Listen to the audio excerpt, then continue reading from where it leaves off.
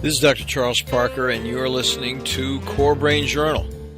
It's a place where I connect both fresh discoveries and interesting different perspectives from advanced mind science with the realities of real people and everyday life down on Main Street. Well, welcome, folks. This is Dr. Charles Parker one more time back at corebrainjournal.com, and we're really interested to have Kevin Hall here. This is going to be a very, very interesting conversation. And if you're driving the car, you want to fasten your seatbelts for this one because Kevin has a story that is exceedingly memorable and remarkably constructive. It brings together sailing and emotional health, bipolar illness. Kevin's got a story that will keep you on the road if you hang onto the wheel. It's a very, very interesting story.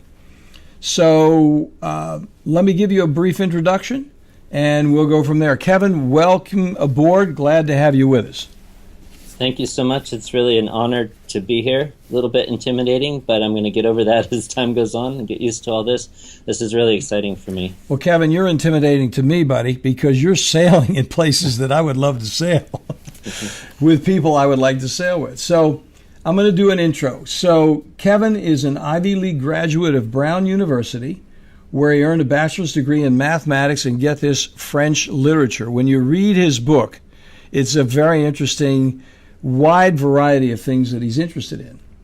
Despite being diagnosed with bipolar in 1989, he went on to become a world champion Olympic sailor, as well as a racing navigator for the Emirates team in New Zealand in 2007, America's Cup match.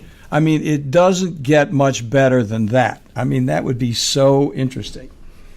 He is, in addition, on a personal note, a two-time testicular cancer survivor. He spent 25 years as a racing navigator. He's a speed testing manager. I'd love to know what that is. I'll ask you later. And a sailing performance and racing instruments expert. So he's a mathematician with a sailing expertise.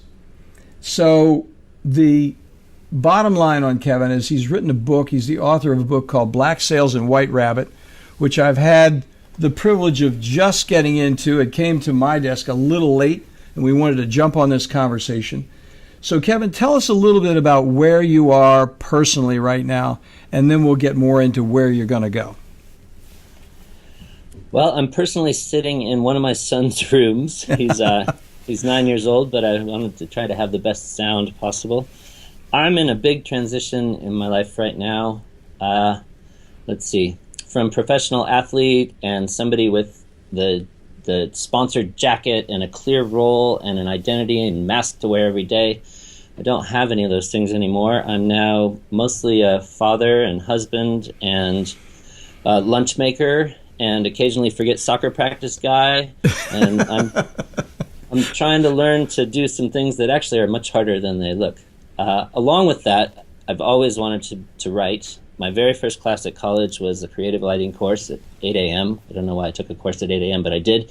And I've had the opportunity to step back from my professional career and start writing. And that's what Black Sails, White Rabbits represents.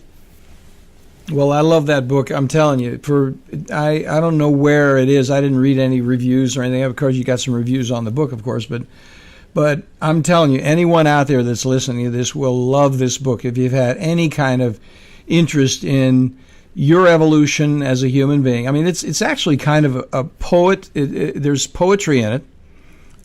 It has kind of a Hemingway quality to it in terms of the way the writing is. I mean, he takes you right there in the dirt, and you can see it happening, and you're in his head.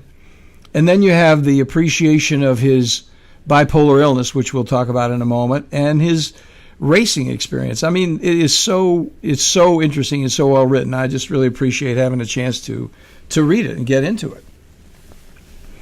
Well, thanks. It's been a good journey so far. It was people ask if it was healing or cathartic to write, and in many ways it was devastating. I had to go back through some of the experiences, but coming out the other side, it does give me perspective that I wouldn't have had without trying to tell my own story again. Well, it's tough. I mean, you've had a difficult time of it. So let's talk a little bit about the book, and from this perspective, and Kevin, you and I, before we started talking, tried to put a little bit of structure on this because there's so many interesting things here to talk about.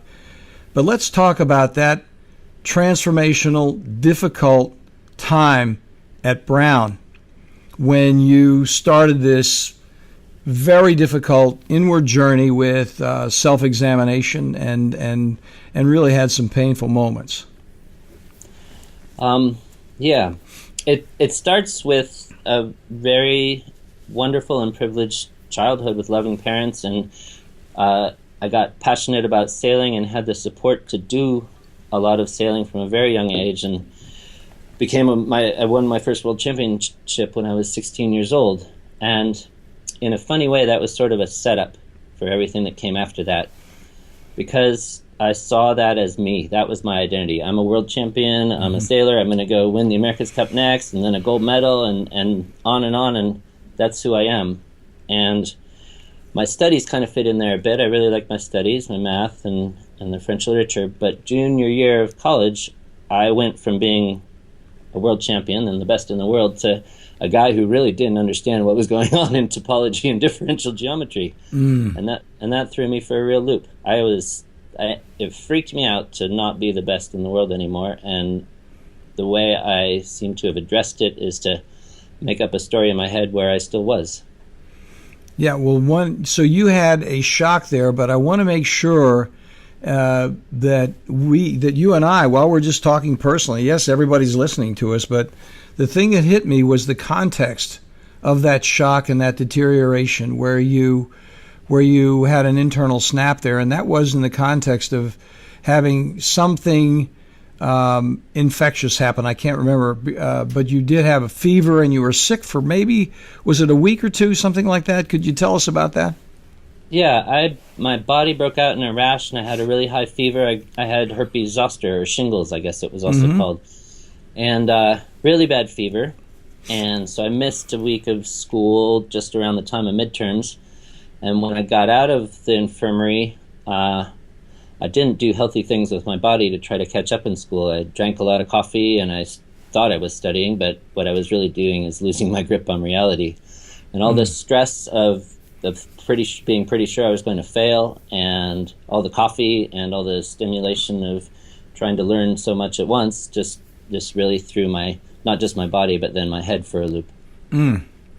It's terrible. And, it's for readers who are interested in this, I mean, it right at that moment when you open the book, he takes you right down into his head. I mean, I think I'm hesitating right now because I read it quickly, and I was so intrigued by all the other parts of the book. I was trying to run through it and quickly put it together, which obviously is not a good idea. But the whole business of, was that in New York? Oh, that was in Boston where you were, and it was a kind of a homeless shelter, it sounded like. Tell us a little bit about that. What happened there? Yeah, so at some point after the fever and when I got out, I started to think that the whole world was watching me on TV, that there were cameras everywhere and that there was a director, and that I was basically the voices in my head, if you will, were telling me to go here and go there and do this and do that. I made up messages with codes and taxi cab doors and who knows what else. I was supposed to meet my girlfriend and I didn't turn up at the other end of the bus. And I wandered around Boston all day just kind of playing funny little mind games, but eventually found myself most at home in the homeless shelter. So I found the homeless shelter and I sat down and had soup with people who were a lot less fortunate than I was, and kind of started to really, I guess antics is the word. I just put on a play and a show, and then I got very agitated and ran out of there, and this is now some time later, 12 hours or something, I eventually got arrested for very strange behavior in a park, kind of accosting a woman and scaring her about, I called her Ophelia, and that she was supposed to recognize me, and she didn't recognize me, but I scared her. I'm not a small guy. And so she would have found some police, and it would have been clear something wasn't quite right with me, and they came and got me and eventually got me to the hospital. Horrible experience, And to think of what you've done from that moment forward with yourself is remarkably energizing and optimistic, because you really have taken the difficult experience you had and you've turned it around piece by piece.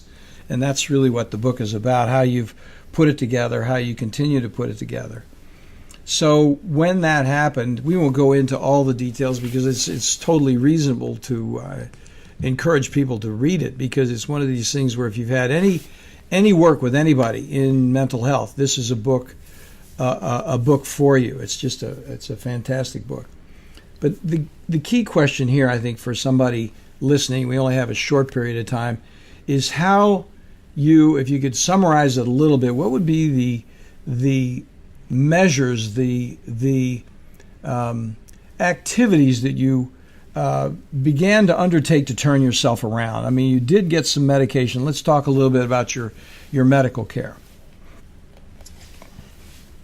Yeah, I started on, after that first acute manic episode and hospitalization, I started on lithium, and Haldol even, so the delusions went away pretty quickly, but it also shut my imagination right down. Things got pretty gray, so to counter that, we went on to some antidepressants, and that kind of all worked for a while, and I was able to maintain either a facade or actually a real normal life in college and everything. And then senior year of cancer, about halfway through senior year of cancer, there's a slip for you. Senior year of college, halfway through, I got testicular cancer.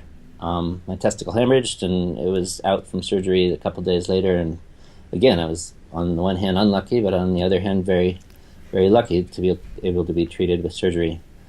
After the testicular cancer, I had this question, which kind of is still in my mind, which is if this weird stuff is going to keep happening to me, shouldn't I at least feel as authentic and as good as I possibly can in the meantime? And that's where it gets really tricky with the psychiatric meds, is they take away there's this veneer over everything with the psych meds, just a little one, but it's there, and it's not quite you that's out in the world. It's a construction that you're trying to make into you, which is backwards, really. What one wants to do is live in the world as him or herself, to be really authentic and at home in one's own skin. And with psych meds, it's just not quite how it is. You learn to become the person who feels good on those psych meds, and that's a good skill to have. It's a really good skill to have, but it's tricky. And in the end, you feel disingenuous no matter how you slice it, because you're a smart guy and you're watching yourself. And that would encourage the whole, was it called the Truman Syndrome? I told you previously, is that what it's called? The Truman what? Truman Delusion? The Truman Show Delusions. So I reached out after some media around it, I reached out to Dr. Joel Gold in New York, because he was describing some of his psychiatric patients who were telling him a story which was exactly what I had lived in 1989.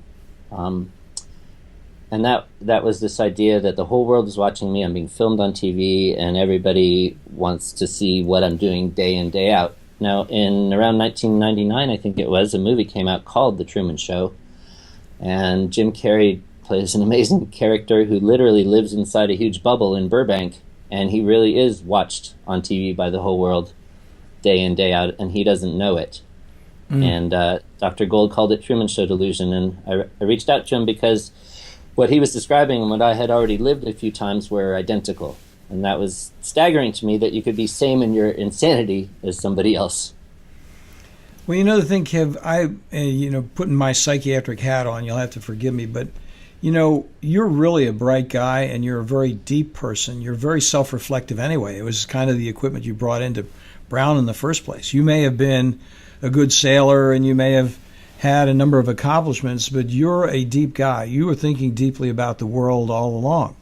And then what happens is you were trying to identify who you were, and that's what happened. You still weren't sure about who you were. This is being almost on the level of a platitude, and forgive me, but that's kind of what was going on, wasn't it?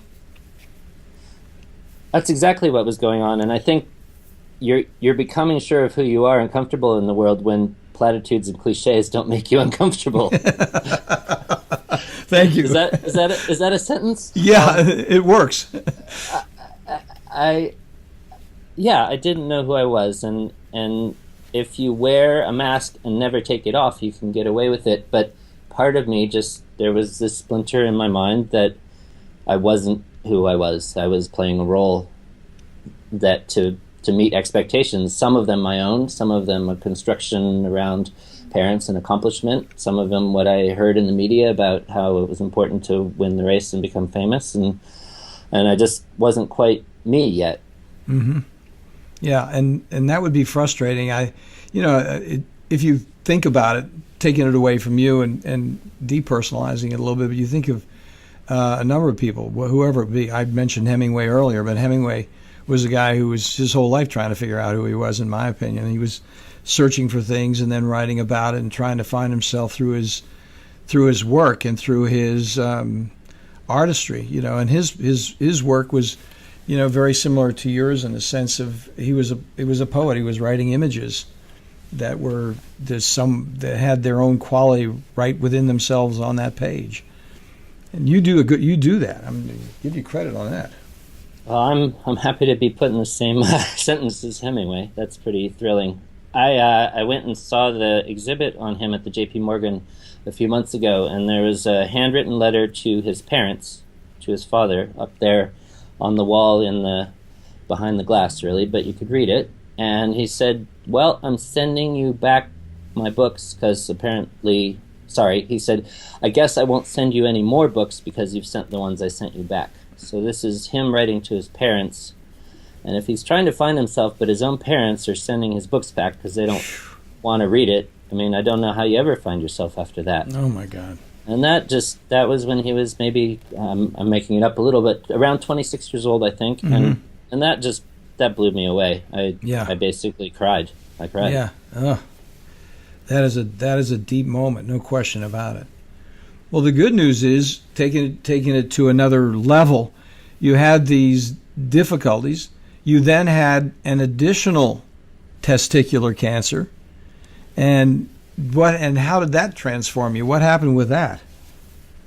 Well, I was sort of raised not a practicing atheist, but there wasn't a lot of spirituality and religion in the house. We were all about learning and getting by in a society that believes in those things, and some of that is wonderful. I love knowledge and where it can lead you, but so I got testicular cancer for a second time, and to the extent I did or didn't believe in God, I was pretty sure after that he had it in for me. It just really didn't seem fair or right, or I just couldn't believe it. Mm-hmm. It really seemed wrong. So at that point, I hated God. I could say it that way, as it's succinct anyway. Mm-hmm. And the delusion was a place to make everything okay. I guess in a way I was blessed with this huge imagination that was able to imagine myself so important that I had to fight through my second cancer so that people could keep watching me on TV. Mm. I'm thinking of a couple things. We haven't talked about the David Brooks book that you would love it. I don't know if you've read it, The Road to Character. I haven't. It's a book for you. You will okay. Love it, because part of what was going on. Again, I don't know you from Adam. I'm just talking with you. It sounds like this because I feel like I know you a little bit from reading your book, and so there's a certain intimacy that comes from reading the book. So you'll forgive me for taking these big leaps, but one of the things it struck me, taking it away from you and just telling you about myself. He has a line in there which I don't recall exactly, but it had something to do with, what are you doing with your life? Are you chasing a CV, a curriculum vitae? Are you looking to find a place, documentation of who you are on a CV? Or are you going to leave a legacy? What are you going to leave as a legacy for what you've done in the world? I mean, are you chasing some recognition, or are you chasing a larger item of contribution to humankind? And you will love the book because it's exactly what we're talking about. I look forward to it very much. I know that was one of the things that deeply troubled, if that's the right word, Beethoven, as he was very concerned about his legacy. And I think deep down he knew he was special, and he was. And he's left the world with some marvelous, marvelous, marvelous, amazing, indescribable music. Well, you're doing that now. So the next thing is where you went after you started pulling yourself together. The way you write about your family is just wonderfully warm and delightful to listen to, because, you know, for a guy out there, you're a good role model for guys who are doing the guy thing, who have, I've met a lot of guys who are extremely cool, macho hot dog guys who have, on the outside, they look that way, but inside are really warm, delightful human beings who have a great sensitivity about the people around them. And you certainly have that. And the whole business of how you develop that family, could you tell us a little bit about that? I'd love to. So I married my first wife because my second wife dumped me, is how I like to say it. And Amanda's my wife now, dated in college, and then she gave me the boot for a little while, so I got married right away to spite her. Our very first date together with Amanda, I took her back to my place, and we listened to Peter and the Wolf. And I think it was pretty important to me at the time that she know that I liked fairy tales, and I wanted to make sure that she knew she might not be getting a guy's guy if she hung around with me. Well, that and I was already missing a testicle, so so there's that. Yeah. But my bipolar illness challenges have been really challenging for my family, and I'm not actually on great terms with my dad at the moment around it, which is sad, but I'm sure time will heal that. But my mom and my sister and especially Amanda they've just always been there, and that saved my life. Their belief in me in times when I couldn't carry it for myself saved my life. Love is what I think a lot of people call it. Well, and Amanda seems to understand you so well, and she has her own remarkable depth as a human being. I mean, the woman side of your masculine story is very interesting, because she's just a great gal. I mean, everywhere you slice it, she sounds. I don't know if she helped you with your writing at all. My sense of it was there were a couple of comments that she made, and she certainly has the ability to be constructively critical in the writing, as well as being just there in so many other ways.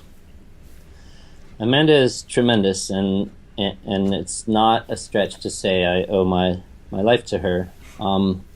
What's kind of interesting in the family and relationship context is my dad is a now retired emergency room physician, and my mom's a pediatrician.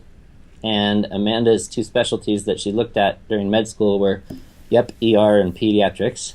And so Amanda's an ER physician, and she's great at it. And she's one of those doctors with the bedside manner to match her expertise. And she brings that home a bit with me too. She sees me sometimes as somebody who needs to be helped and healed, and she's right.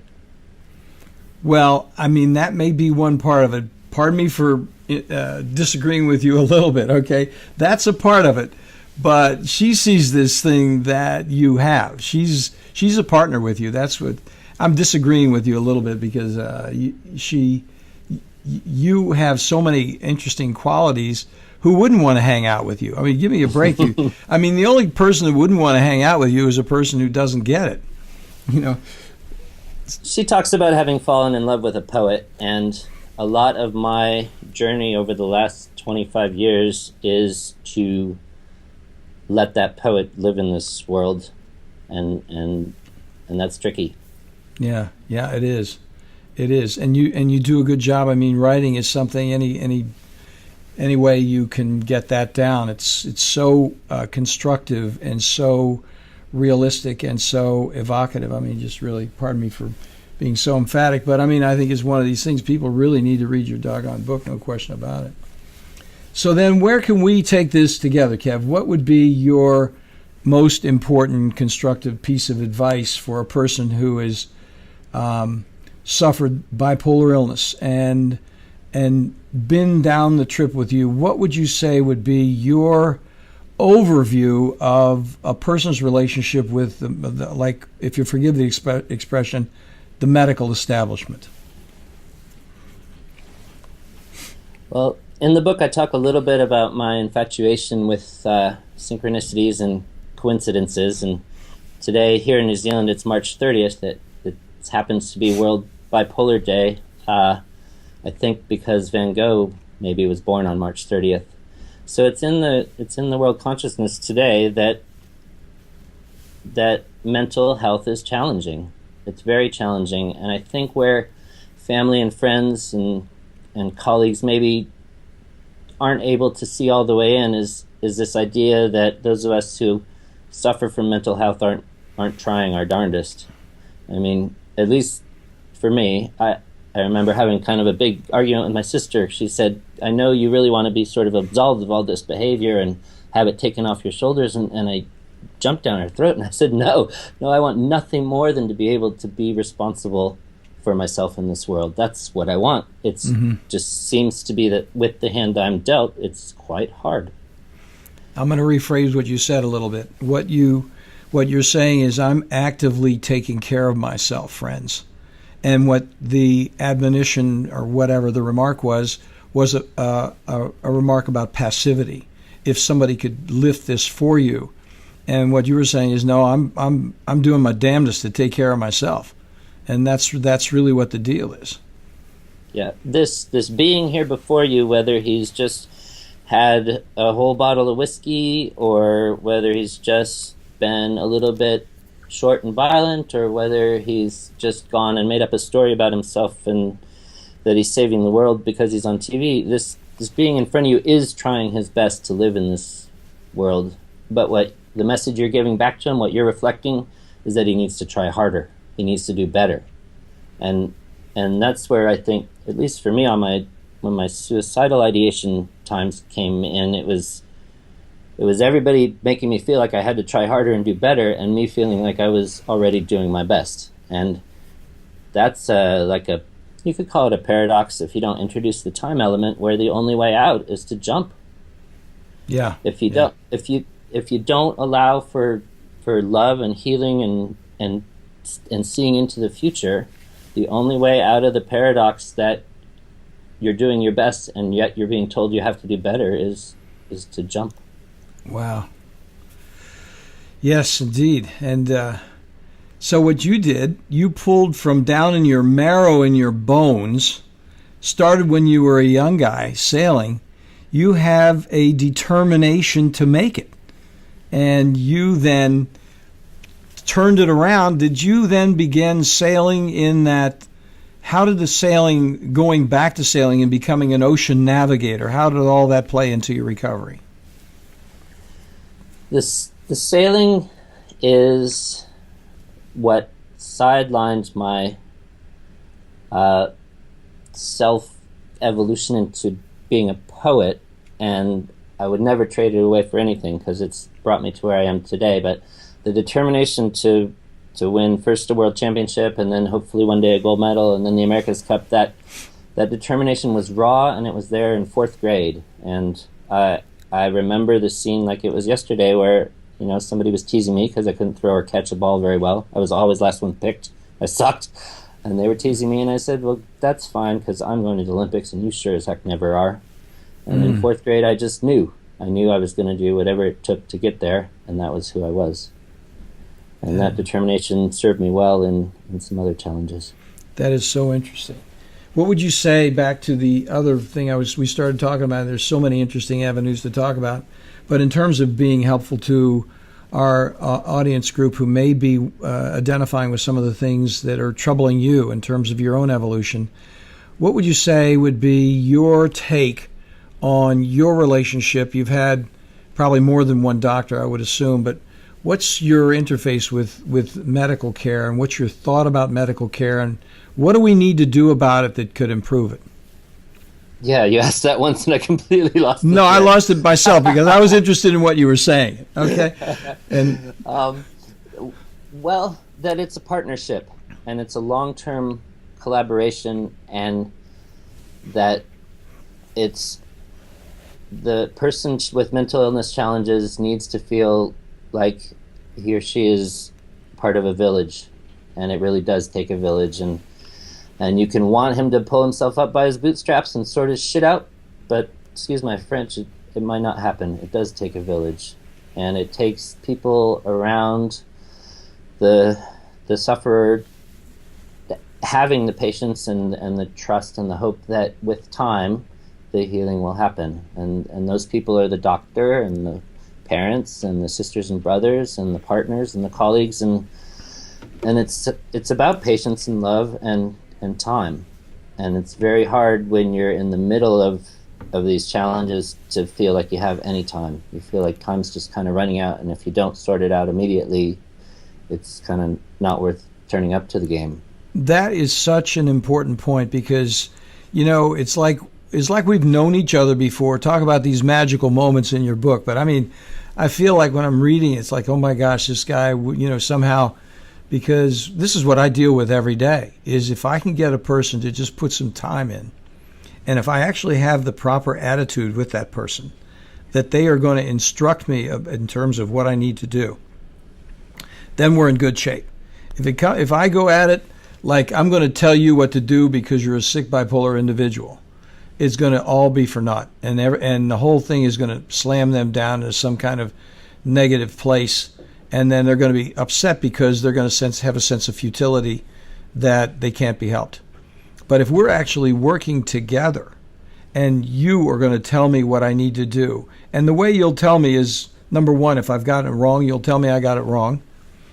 And then if you think about something different that needs to be tried and I listen to that, then we really do have a communication and a medical partnership.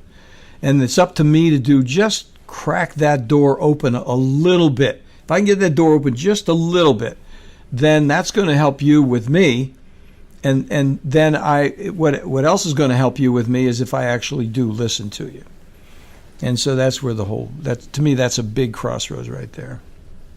There's a leap of faith and a trust that needs to happen, and it's very hard to confer when you're in the middle of it all. But that leap of faith is about patience, and that with time and with love and support, you'll get there. Yeah. So we're running out of time. I can't imagine this went by 30 minutes. We're zooming down the road, and I started by talking about fastening your seatbelts, but it's a short trip. But it's been a very interesting trip. I mean, just to crack some of these doors open that you've cracked open are just extremely interesting. Let's close a little bit here, which I I actually do hate to close. I'd like to continue to talk to you. And we're going to definitely have you back if you're willing to come back, because we're going to talk some more. But the bottom line is, let's take it for the listeners who need a little bit of a programmed approach. What would you say from your perspective about what we might do as participants in discussing the issues? What could we do to edify, construct, evolve the dialogue that needs to take place in mental health? What can we do about it? What should be done about it?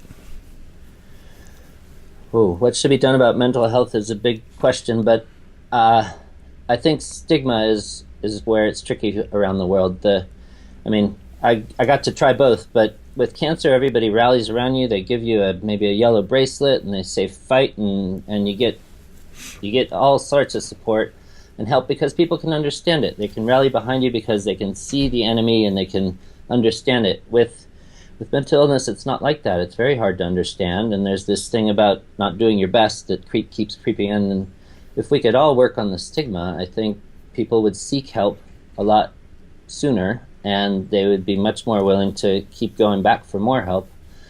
So the stigma is something that's up to all of us to eradicate, basically, and that will take some time, but it's starting to really change. I think there's a sea change. There's a big shift in understanding just in the last few years even, that was pioneered by people who've been talking about it for a long time.